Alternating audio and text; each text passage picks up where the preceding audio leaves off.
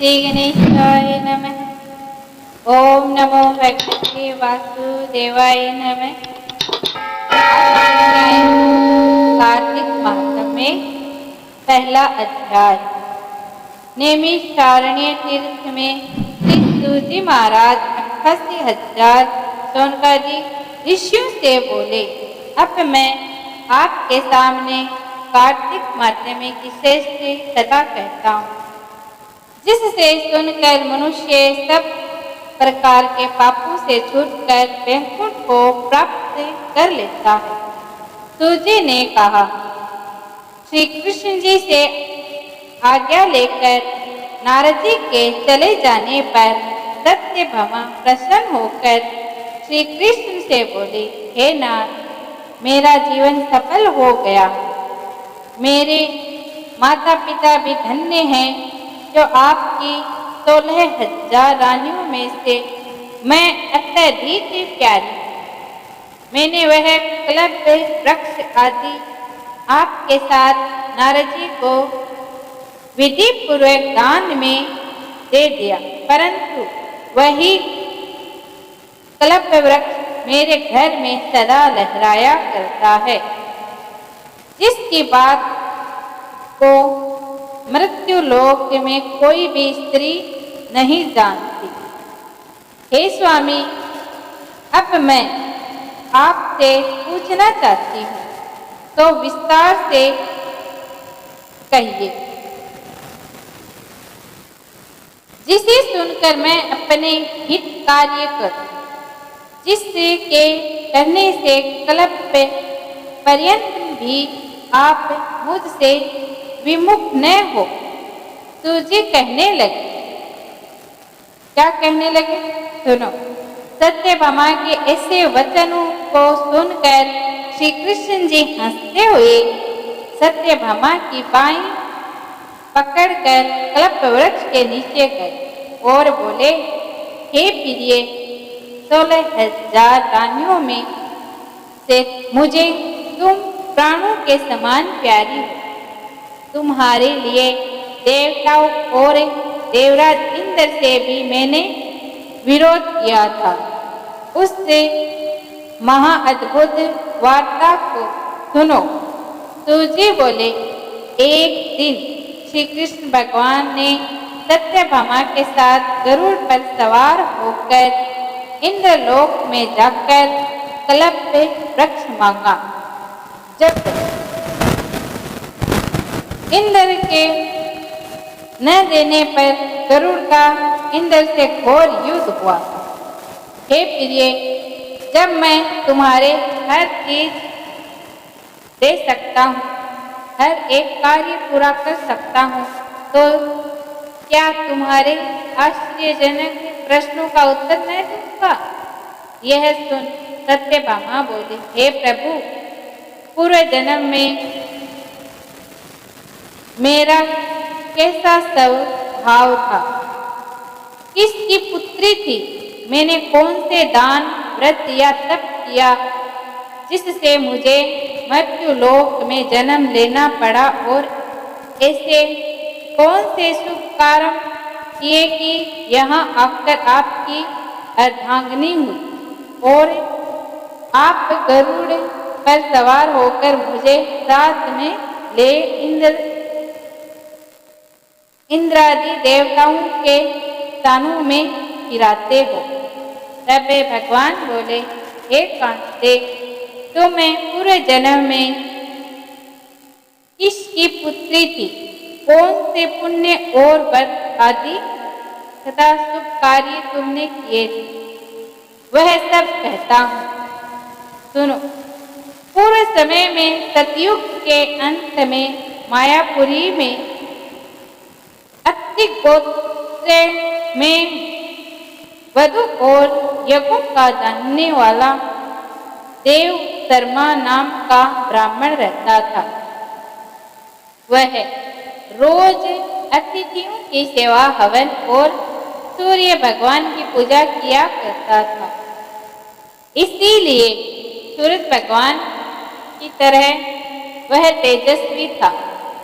उस ब्राह्मण के बुढ़ापे में एक गुणवती नाम की कन्या हुई, जिसका विवाह उस पुत्रहीन ब्राह्मण ने अपने चंद्र नाम के शिष्य के साथ कर दिया और वे दोनों पिता पुत्र की तरह रहने लगे।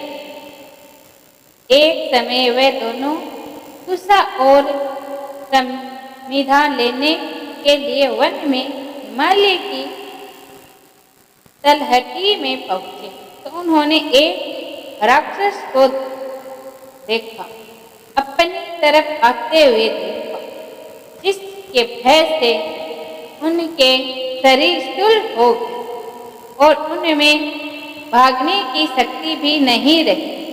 तब राक्षस ने दोनों को मार डाला। उनके धर्मात्मा होने के कारण मेरे पार्षद उनको वैकुंठ में ले गए, क्योंकि उन्होंने आजीवन सूर्य की पूजा की थी। इसीलिए मैं दोनों पर अति प्रसन्न हुआ। जब वे दोनों विमान पर चढ़े हुए सूर्य के समान तेजस्वी रूपवान चंदन और माला धारण किए हुए वैकुंठ में आए, तब मेरे पास दिव्य भोगों को भोगने लगे। दूसरा अध्याय।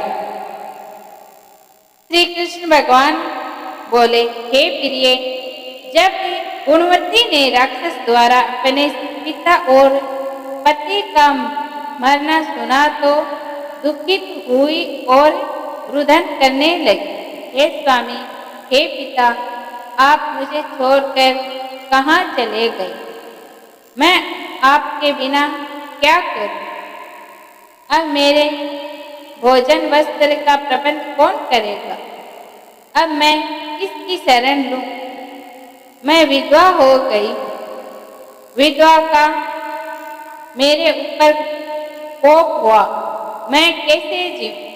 श्री कृष्ण जी बोले, कुकरी के समान विलाप करती हुई, हवा से हिलती हुई केले के पत्ते की तरह कांपती हुई वह पृथ्वी पर गिर गई। थोड़ी देर में सावधान होने पर भी विलाप करने लगी और शोक समुद्र में डूब गई। उस गुणवती ने घर की सब वस्तुएं बेचकर यथा विधि से अपने पति की परलौकिक क्रिया की और उसी नगरी में विष्णु भगवान की भक्ति में तत्पर होकर इंद्रियों को वश में करके शांति से रहने लगे और मरण तक एकादशी और कार्तिक मास के व्रत आदि करती रही। हे प्रिय, ये दोनों व्रत मुझे अत्यधिक प्यारे हैं, जिसके करने से भोग और मोक्ष की प्राप्ति होती है, पुत्र और संपत्ति मिलती है। कार्तिक की तुलना राशि पर सूर्य निकलने पर महापापी जो भी प्रातः काल स्नान करते हैं वे भी मुक्ति को प्राप्त होते हैं। जो मनुष्य स्नान, जागरण, दीपदान और तुलसी का पालन करते हैं वे विष्णु के रूप के हैं। विष्णु भगवान के मंदिर में झाड़ू, सत्या काटना और विष्णु की पूजा आदि का कार्य जो मनुष्य करते हैं वह जीवन मुक्त हो जाता है। इसी प्रकार वह गुणवती हर के वृक्ष, कार्तिक व्रत और विष्णु भगवान का नित्य ही पूजन करती रही। एक समय वृद्धावस्था के कारण दुर्लभ होने से रोग और ज्वर से पीड़ित होने पर भी गंगा स्नान को गई। ज्यों ही पानी में उतरी जोड़े के मारे कांपने लगी। उसी समय गुणवंती ने आकाश से आता हुआ विमान देखा। शंख, चक्र, गदा, पद्म आदि आयुधों को लिए हुए विष्णु के रूप धारण करने वाले पार्षद गरुड़ की ध्वजा वाले अप्सराओं से युक्त ऐसे विमान में बिठाकर वैकुंठ को ले गए। प्रदीप्त अग्नि के समान कीर्ति वाली गुणवती विमान में बैठी हुई कार्तिक व्रत के प्रभाव से मेरे पास आ गई। जब ब्रह्मादि देवताओं की प्रार्थना से मैं पृथ्वी पर आया, तब वे गण भी मेरे साथ आए। हे भामिनी, ये सब यादव मेरे गण हैं और तुम्हारे पिता देवा शर्मा भी इस जन्म में सत्राजित हुए और तुम्हारे पति चंद्र शर्मा इस जन्म में अक्रूर हैं। और हे देवी, तुम वही गुणवती हो जो कार्तिक के स्नान के प्रभाव से मेरे लिए अत्यंत प्रिय हो। तुमने तो मेरे मन मंदिर के समान तुलसी का बगीचा लगाया, उसी से यह कल्प वृक्ष तुम्हारे आंगन में है। कार्तिक में जो पहले तुमने दीपदान किया है, उसी फल से तुम्हारी सुंदर देह और घर में लक्ष्मी देवी का निवास है, जो संपूर्ण व्रत आदि पति स्वरूप भगवान को अर्पण किए थे। इसीलिए तुम मेरी पत्नी बनी हो और तुमने जन्म मृत्यु तक जो कार्तिक व्रत उपवास किया है, उससे तुम्हारा वियोग मुझसे कदापि नहीं होता। इसी प्रकार कार्तिक में व्रत करने वाला तुम्हारे समान मेरे प्रिय होंगे।